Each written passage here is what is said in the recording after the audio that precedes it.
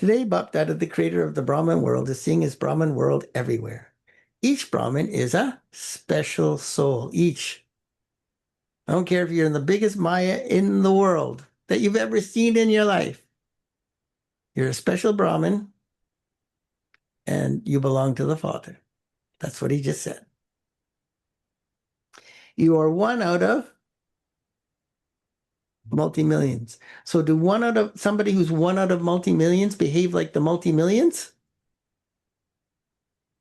What are the odds? How many people out of 1,000,000 people would you find are scared versus fearful? Fearful, scared versus strong, powerful. How many? All of them. One, maybe one. And he's telling you, you're that one. And you say, oh, I like hearing that. And then when you have to be that one, what do? You act like the multi-millions. You're one out of multi-millions because you have recognized the Father was coming in an ordinary body. It's a power to be able to recognize God, but all powers come with responsibility. You can't have the fortune of recognizing God and not have the responsibility of becoming powerful like your Father. Bap Dada is giving love from his heart to you children who have merged him in your hearts.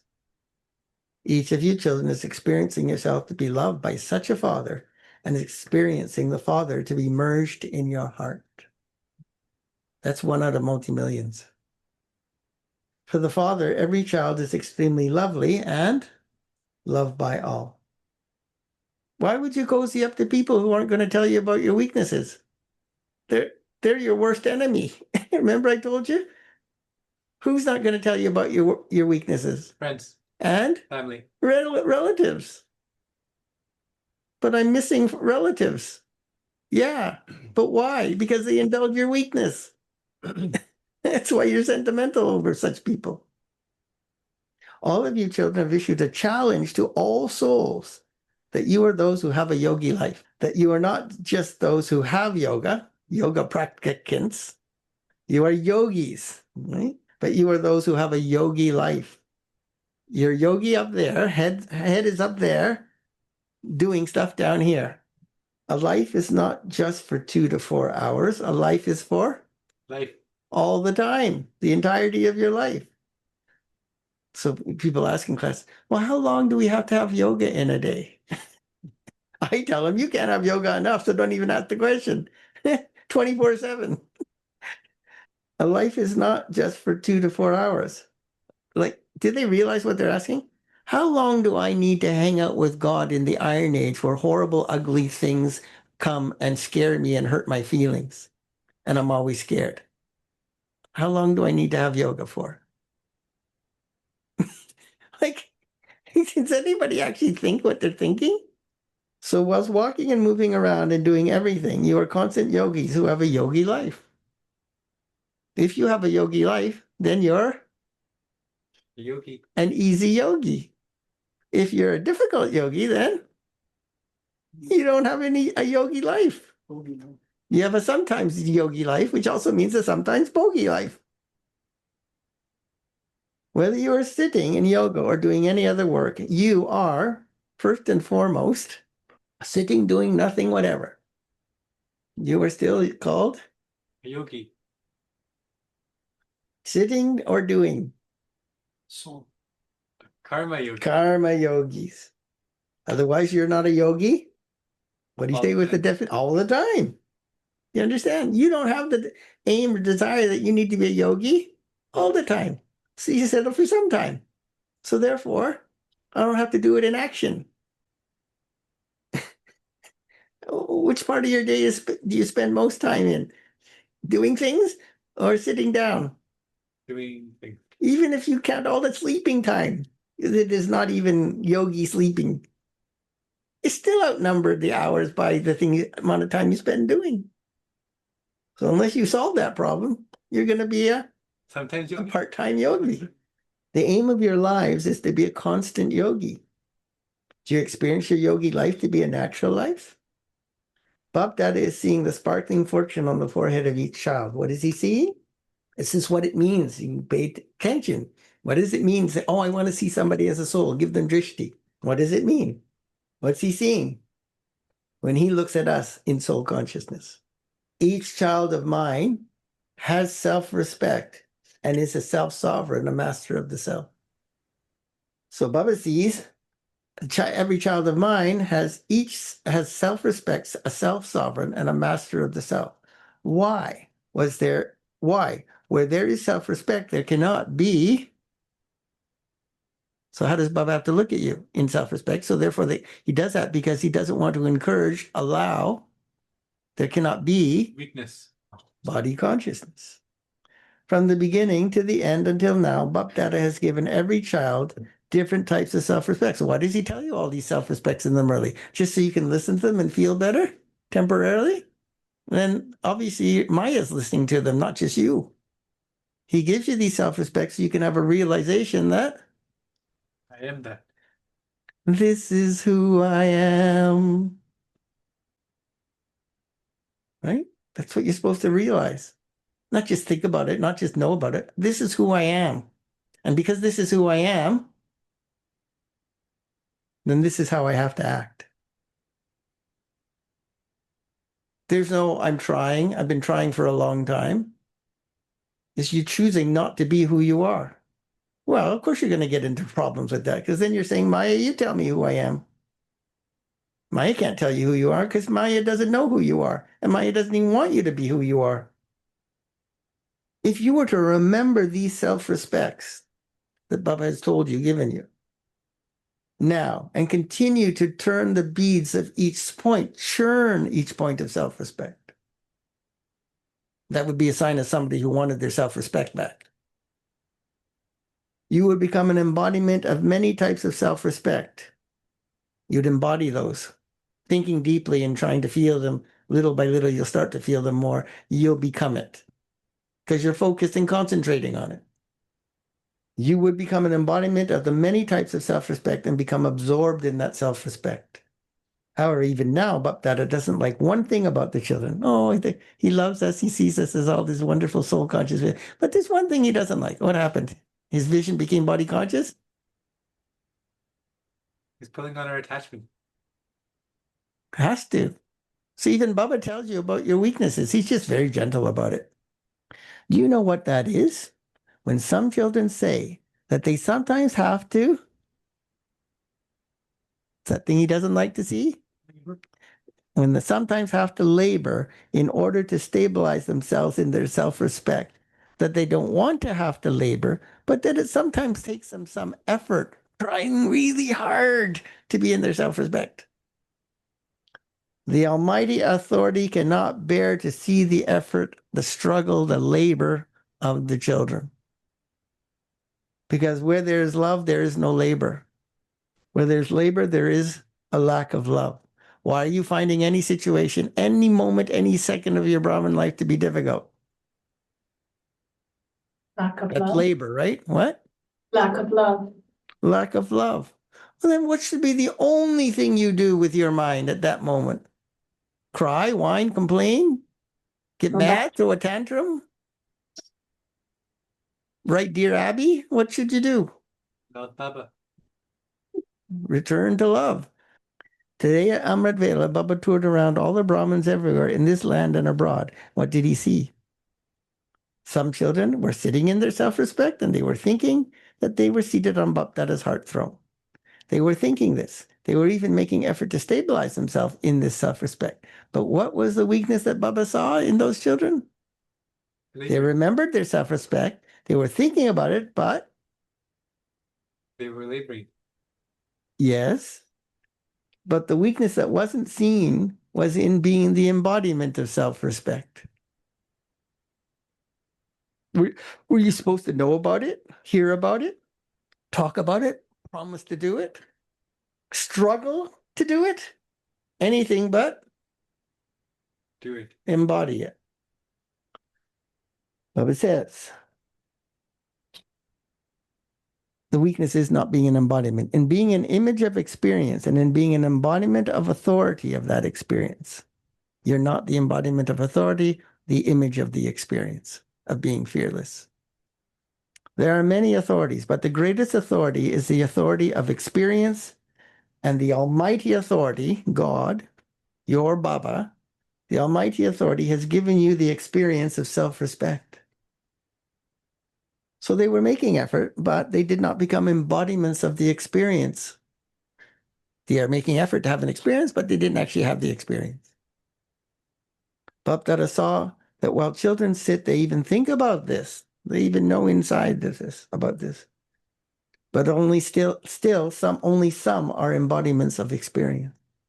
So remember I told you when I finally decided that's it, I'm tired of attachment, this is all going to change. I wanted new experience, and I wasn't going to make this effort again unless I was going to get that experience. And that was a very determined thought. So I had to be sure that I wasn't going to fail and that nothing would defeat me, even before I knew what it was I was going to have to face.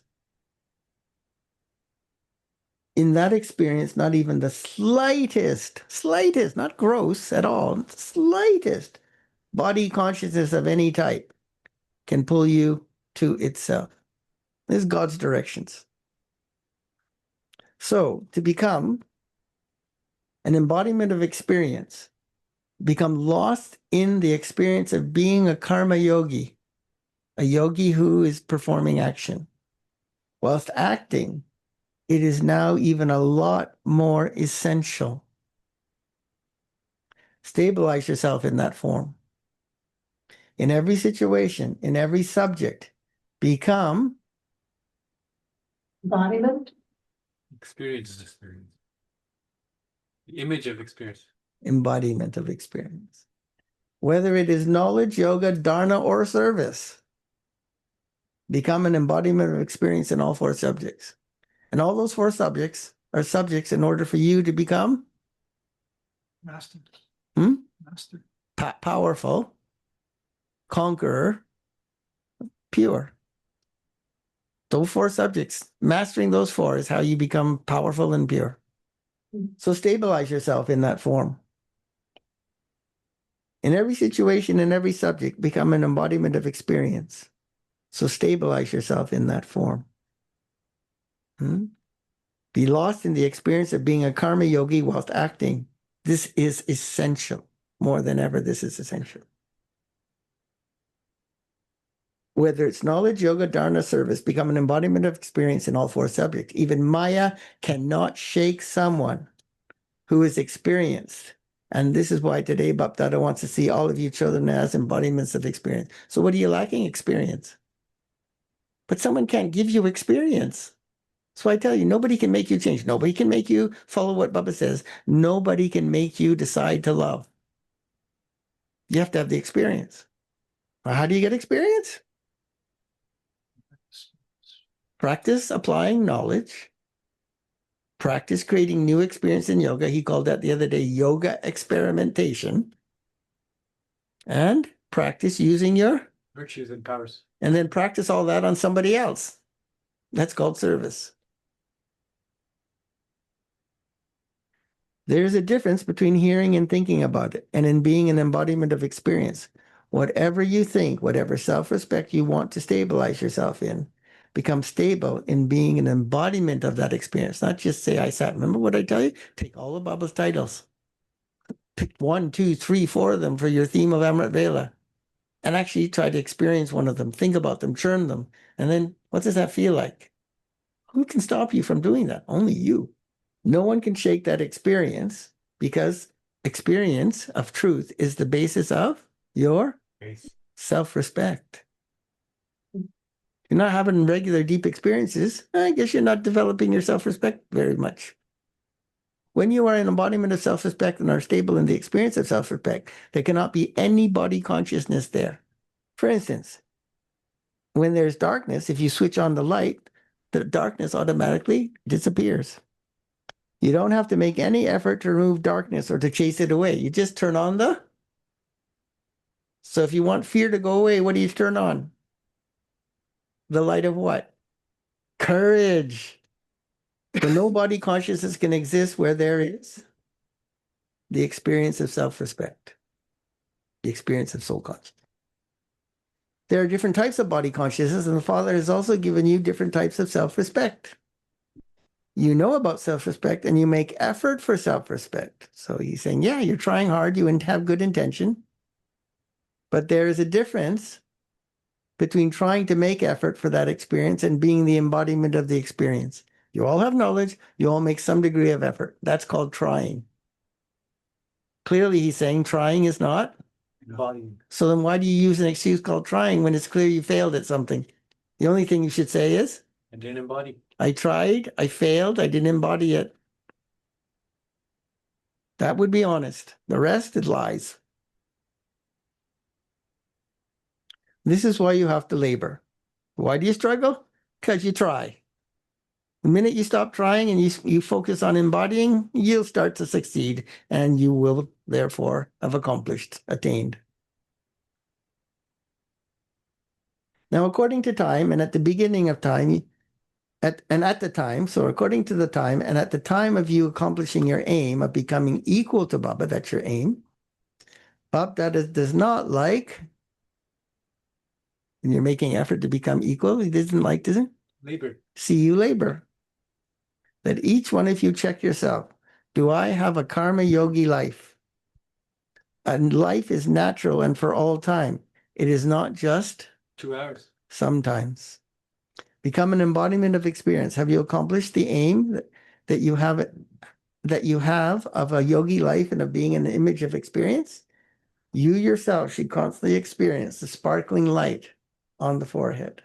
You yourself should be stable in that experience, be an embodiment of remembrance, not one who has to have remembrance, but one who is Embodiment. embodiment of remembrance. Your aim is too low.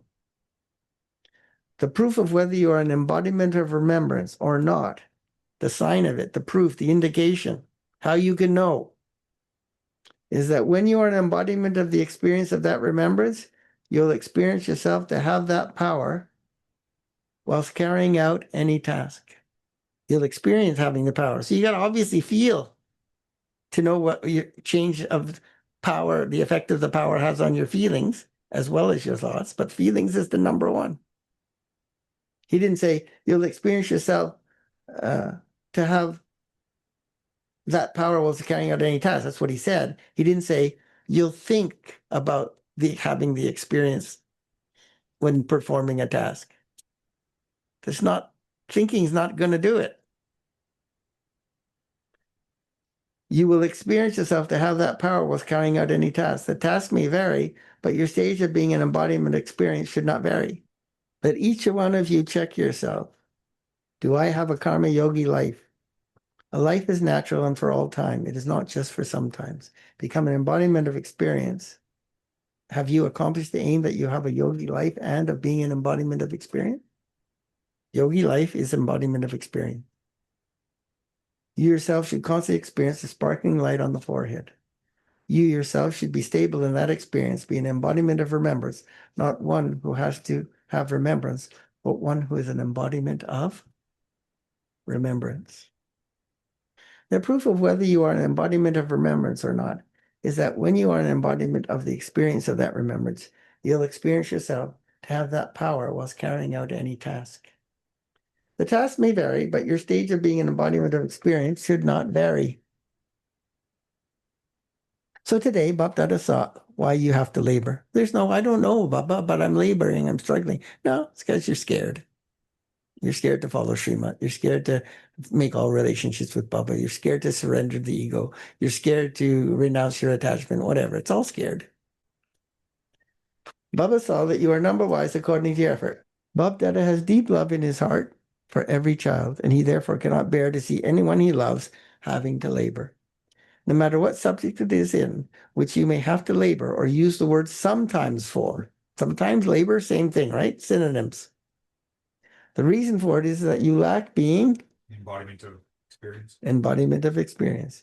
You are an effort maker, or one could say in this context, you're a trier, you're a try harder trier, but you have not yet become an embodiment. So if I heard a Murli like this and I realized I want to be closer to Baba, what would I do? Creative experiences. I'd raise my game and make my aim to become the embodiment of experience, because every new experience I have, I'm going to get closer to Baba. That would be called effort. Experience is being an embodiment of all the experience of self-respect in all four subjects in 1 second. Experience being an embodiment of the experience of self-respect in all four subjects in a second, so that body consciousness cannot come close to you. Get away from me. You're not even going to get near me. Destroy it from A distance. a distance. Just as darkness cannot remain in the face of light, you don't have to chase it away. It is natural that where there is darkness, there is little or no light. And that's when you get scared. So why do you have fear living in you 24/7? So much darkness. You're living in the darkness of ignorance, of weakness. It's darkness. It's not real. It is natural that where there's darkness, there's little or no light. So the greatest authority that is remembered is that of the authority of experience. Even if thousands of people try to change your experience, they cannot do that. That wasn't a good experience. That's not a true experience. If you had a true experience, then it doesn't matter what anybody says, because it's your experience and they don't have it, obviously. All of you must have experienced sugar. And you know that sugar is Sweet. sweet. Even if thousands of people tried to change your opinion about sugar, would they be able to do that? That's not sweet, that's sour. Are you going to go, oh, you're right, that's sour? Only somebody who has no mind at all would succumb to that. Do you see what's wrong with Parmat? In any subject, whether knowledge, yoga, dharma, or service, out of any of the four, if you have to labor in any one of them to finish something, to achieve success in service, in the service you do, to transform your nature in the subject of dharma, to remain unshakable in yoga, to experience a yogi life, if you have to labor or use the word sometimes, it means that you have not become an image of experience in that subject. So now what do? Pack up your tent, go home and quit? Or do you become honest and say, identify why, and then start creating experience? Because experience is the direct route to power. And experience is not sometimes, it is one's natural nature. So did you hear what the reason is for having to labor? When you experience being seated on the seat of experience, when you experience being an embodiment of a blessing, do you have to labor at that time? No, because you have the power of the feelings. It is a natural experience. This is why, how do you know when something's natural versus artificial? No labor. Yes, but how do you know that's true? Sometimes you're laboring, you don't even know. There's two checks. You have to check from the feelings, the experience, and you have to check from Via thoughts. Knowledge. knowledge. Right? You have to check from knowledge. When you experience being, so when it supports both, then you can say that's natural. So did you hear what the reason is for having to labor? When you experience being seated on the seat of experience, when you experience being an embodiment of blessing, do you have to labor at that time? It's a natural experience. This is why, according to the time now, everything is going to happen suddenly. Boy, were you going to get intense experiences at that time. It's not going to tell you in advance before it happens. I'm coming to scare the heck out of you. There are games of the elements of nature. There are the games of the elements of nature taking place suddenly. Baba says, it has already begun now. So he's already telling you in advance. New things happen. Suddenly, there was an earthquake. Hundreds of thousands of people died in a short time. Did they know whether they would be alive or not the next day? No, it just happened and they were gone. Many such accidents have begun to take place suddenly at different places. Collectively, at the same time, a ticket is being clipped for many. Clipped on, like on the train. So at such time, are you ever ready? You'll not say that you are still making effort, will you? We say punched. Ever ready means that whatever thought you have of a blessing or self-respect, any thought you create about a blessing or self-respect that Baba's given you, you become the embodiment of that.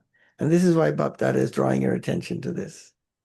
Are you able to make any blessing fruitful and become experienced in the form of that blessing or of that point of self-respect? On command.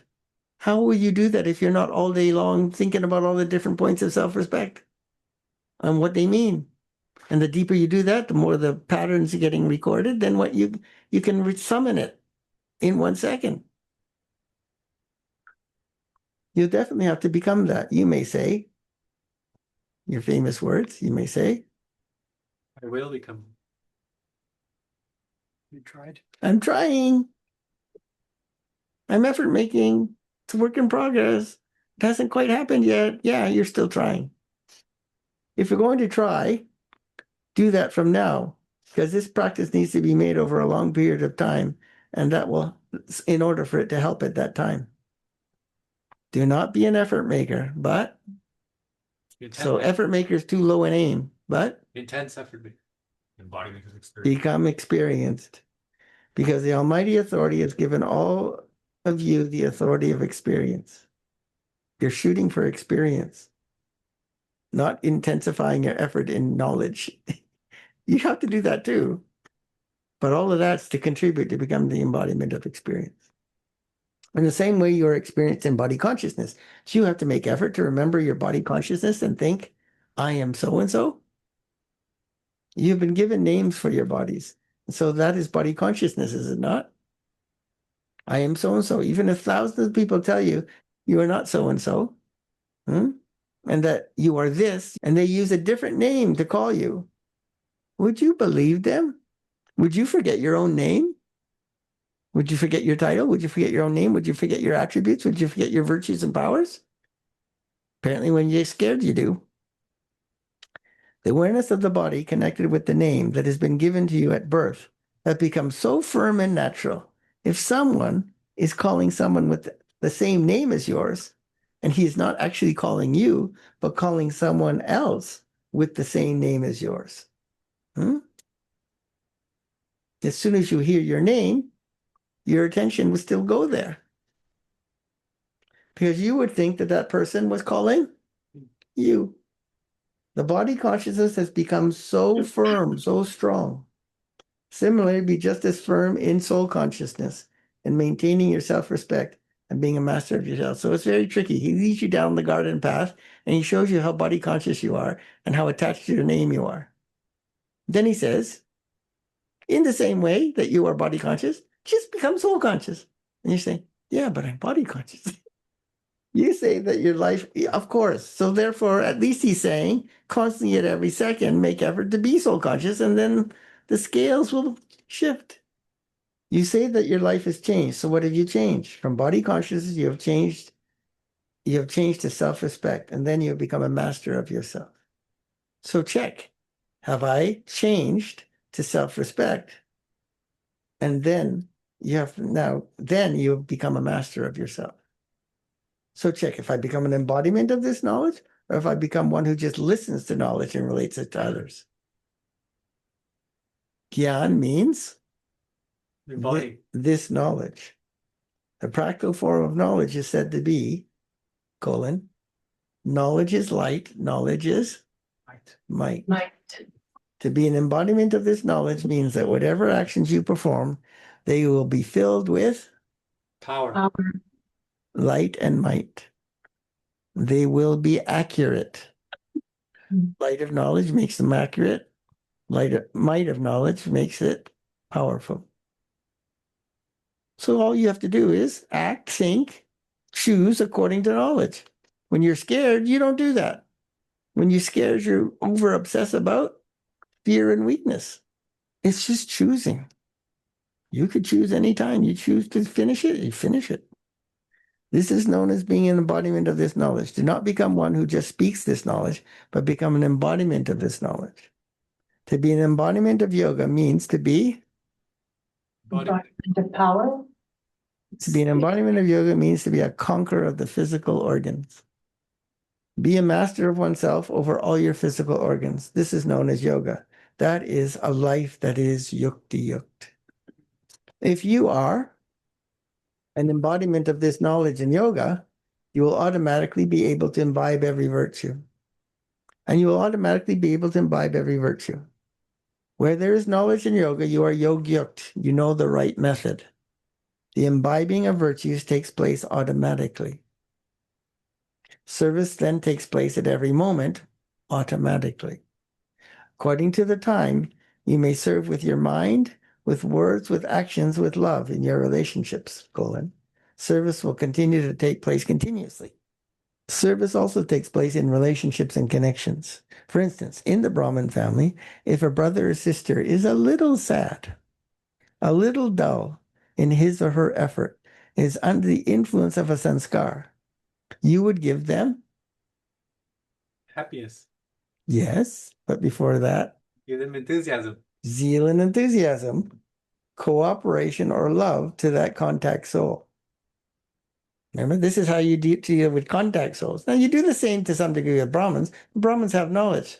So you can be a little more precise and accurate, right? So I tell you, the love is always there because someone's trying to help you. But if you give love before you give power, what's going to happen? Attachment. You create attachment. Mm. Semicolon, that is the charity of service that you will accumulate in your account. You're benefiting the soul. It's an act of charity to uplift someone who has fallen down. But they're in the process of still wanting to fall down, then you need to wake them up. To serve your relations and contacts is the duty of a true server. It should not be that service is only the service that you receive or that's given to you. Let service itself continue to take place automatically with your service continues automatically with your words. Thoughts. Mind. Thoughts. words. Do you Thoughts. say mind? Yeah. Well, thoughts, Actions. deeds, actions, Relationships. and connections. Many times Bhakta has seen that in connection with others, some children see that someone's nature and sanskar is not what it should be. However, to have such thoughts as, well, this one's like that anyway, he's never going to change, and it is a waste of time to serve this one. Is it right to have such thoughts? You believe that you are those who will make the elements sattva pradhan, that you will change the elements. So Baba tells you not to do that, not for the soul. You're supposed to benefit the soul, but it may well be true that that is where they're at. But you don't think that thought, have those feelings toward them. Why? You're losing your benevolence. Because you're losing your own virtue. However, that one is a human soul, one who calls himself a Brahmin, but is influenced by their sanskars. You have issued a challenge to others to change the sanskars of the elements. But that one is a being, a soul, someone who has a relationship with you. So a true server would definitely have good wishes to earn the charity of serving him. To say this one is like that anyway, he can never change. These are not good wishes. These are subtle feelings or dislike. Nevertheless, that one is your brother or sister and at least says, my Baba. A true server would earn in their account of charity by having good wishes for even those who Defame them. Yeah, that's true. Not as extreme as that. Don't like them. Have fallen down. And they even have good wishes for those who have not served them, benefited them, given to them. Do not push those who have fallen down even further down. Uplift them, give them your cooperation. So how do you uplift somebody? He's explained it in this murder. How do you uplift somebody? Their truth and you think of them. Good wishes, for sure. That's the motive behind your intention, the pure feelings behind your intention. What else? Experience of virtue. Sure. Experience. Your virtues. You uplift them with your virtues. Knowledge. Knowledge. And remembrance.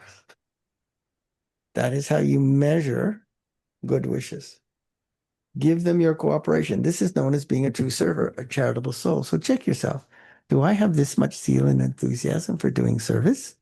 This is known as being an authority of experience. So he covered all four topics, four subjects connected with authority of experience. So Bapdada now wants you to become an image of experience and to use your authority of experience. Image of experience means uninfected by anything. Authority of experience means can transform any situation. Those will become embodiments of experience in all four subjects and will use the authority of experience. Those who will remove any weakness, those who will pay this much attention to themselves, raise your hands. See, experience is the source of power. So you have to give experiences by expressing your power. Those who will remove any weakness, those who will pay as this much attention to themselves, raise your hand. You are raising the hand of your mind, are you not? Not your physical hand, but the hand of your mind. No, Baba's giving you another chance. So raise it, he said.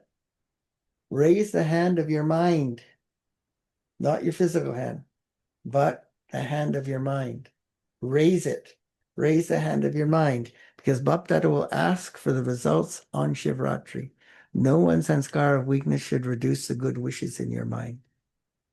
That one sanskar is slack, but is powerful enough to reduce your good wishes. So their sanskar is weak, but the weakness still has so much negativity in it that it can deplete your own virtue. That's the danger of bad company. What did Father Brahma not see? What did he not do? Whilst being responsible, he departed in the end, and after giving everyone the teaching of the 3 words of good wishes and pure feelings, those 3 words were incorporeal, egoless, and vices, were filled with good wishes and pure feelings. You remember those, do you not? You remember the 3 words, do you not? He himself becomes Avyakt with the stage of being incorporeal, egoless, and viceless. He did not give anyone the feeling that he was going through the suffering of karma. Did anyone understand that his suffering of karma was now finishing? What happened? He became Avyakt. Father Brahma demonstrated the blessing of being angelic. Father Brahma said, since you say my Baba, what does the Father say? You are my children. It is necessary to have good wishes for each other in the family. Do not look at anyone's nature. The Father knows that there is conflict of natures. However, any conflict of nature should not finish with your love. It should not finish the relationship. It's not right that it would not let the task be successful, i.e., it enters into service. The Father knows that there is a conflict of natures. However, any conflict of nature should not finish your love. It should not finish the relationship. It's not right that it would not let the task be successful. Task comes first before your personal feelings. This is a family. Which family is it? God's family. God's family. If your feelings come first before the task, it means it's not your family and you put Baba's last. Prabhu Parivar. Let there not be a lack of love here due to any reason. Is it like that? Is love lacking? Let there definitely be love. That is good wishes. Can't have good wishes, lack of love. No matter what someone is like, this is God's family. You believe that you belong to God's family, so family therefore also means Love. love. If there is no love in the family, but then you got to remember the full context. Family means love. Love means Power. power. Any one of those is left out, it's not love. And it's therefore not the family of Babas. If there is no love in this family, it's not a family. The godly family only exists at this one time. No one except God can have such a huge family. So check, because even this causes an obstacle in your efforts. Only when you become free from obstacles will you become experienced and make others experience with the authority of your experience. Acha? Seeing all the children everywhere, Bapdada is pleased and is singing the song, Wa Children Wa. In the heart of every child is the Father, and in the heart of the Father is every child. Seeing this huge family, the residents of Madhuban, there is happiness. Wa Madhuban Wa. Madhuban is anyway the asylum for everyone. And this is why all of you have come running to Madhuban. Now you quickly have to fulfill the Father's hopes. you definitely have to become embodiments of experience in all four subjects. Seeing the children from this land and everywhere abroad sitting here, Bapdada is very pleased. Everyone is also pleased to see all of this. These facilities in science are progressing at this time. There are many new inventions of the world, but they are facilities for your benefit. They are inventing many good inventions. Whilst being far away, you are together. So congratulations to the scientists for having invented the facilities. Please accept lots and lots of love and remembrance from the heart to all of you children in this land and abroad, and in particular, namaste to such special children. That was the original line of the Murli. Bapdada sees the special children who are one in Multi-million. multi-millions. Blessing. May you become the form of an angel, and with the light of this knowledge, make the path of effort easy and clear. Both light and might are clearly visible in the life of an angel. However, in order to become the form of light and might, you need to have churning power and the power to tolerate. The words you speak and the actions you perform will then be according to these. When you have both of these powers, the path of effort will become easy and clear for Time. everyone. Slogan: to speak wastefully means waste thoughts, waste words, waste actions, lies, anything like that. To speak wastefully is to disturb many others. You cause a Disturbance. weakness in the force, a disturbance in the force. Om Shanti. You children are the masters of matter, and so you have to continue to remain happy while seeing these games of matter, even if matter creates upheaval or shows you beautiful games in both situations. Souls who are masters of matter will observe these scenes as detached observers and enjoy them and will not become afraid. This is why Bapdada is especially inspiring you to practice remaining unshakable and immovable on your seat at the stage of detached observer with your tapasya. Why? Because then you will not become afraid. And if you're not afraid, you will stop making mistakes.